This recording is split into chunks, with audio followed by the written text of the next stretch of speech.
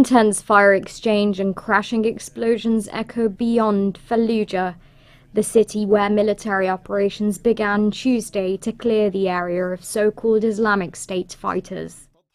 The military mission, led by federal police, security forces, allied militias, and tribal fighters aligned to the Iraqi Islamic Party, has received plenty of online support.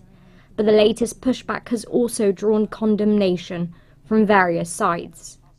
Fallujah has been under the control of IS for the past 2 years, but for the last 12 months it has been besieged by government forces. Officials in the past 4 days have ordered civilians to leave, but that's without having established safe exit routes for their escape. The Association of Muslim Scholars in Iraq describes the year-old siege as unjust, and it holds the government responsible for what happens to residents under what it describes as indiscriminate shelling.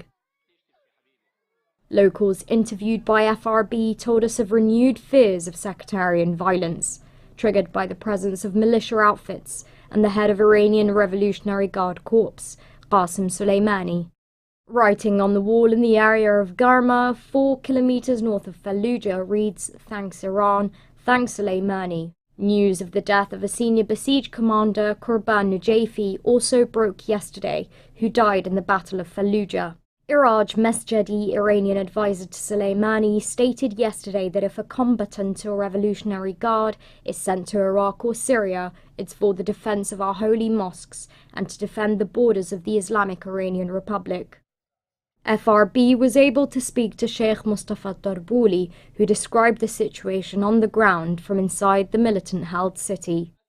اليوم الأربعاء ومنذ الساعة 5 فجرا بدأ القصف بمختلف أنواع الأسلحة الثقيلة بالمدفعية والراجمات والصواريخ والهاونات، إضافة إلى طائرات السيخوي التي من المعلوم أن أهدافها غير دقيقة، ويقدر عدد الصواريخ والقذائف أكثر من 2000 صاروخ وقذيفة، مما أدى إلى تدمير البيوت على ساكنيها، وكذلك المحلات والمساجد، وهناك قتلى لحد الآن تحت الإنقاذ.